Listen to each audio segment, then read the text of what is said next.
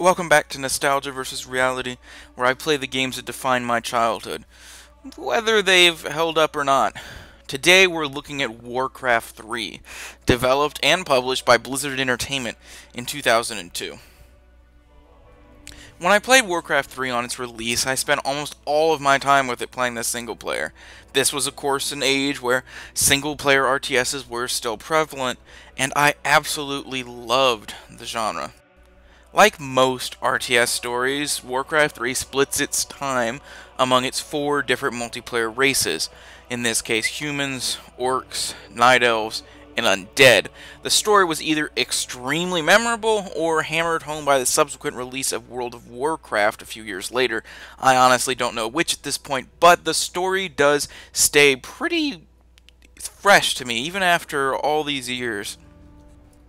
Regardless of its relevance, Warcraft 3 single player manages to do everything a single player RTS needs to do well, from slow introductions of new factions and units to incredibly detailed cutscenes and interludes that tell the story, and remains extremely playable and enjoyable to this day.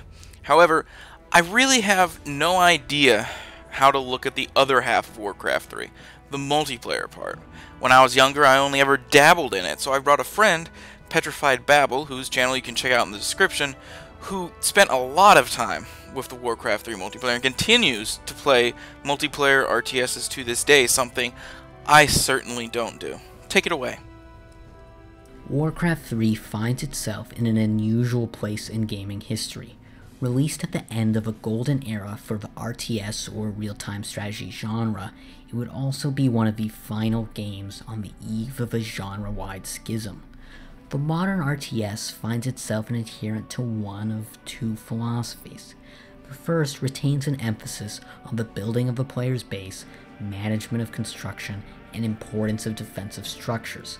Franchises such as Anno have founded their modern success almost entirely upon quasi-city building simulations with other RTS elements.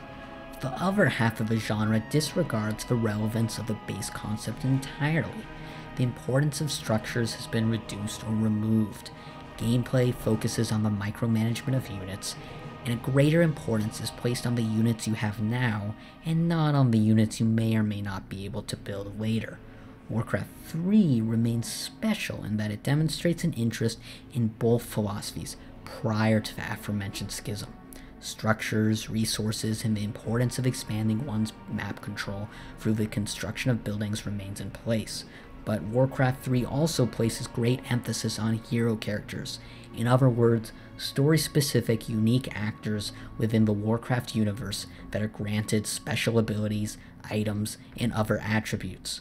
The player is encouraged to throw countless units into the meat grinder, but also rewarded for maintaining the life of his heroes from battle to battle. This combination is rarely found in the modern RTS, and while it lends itself to a level of complexity that leaves much to be desired from the casual player, it remains refreshing to see a game attempt to blend the systems rather than simply remove them.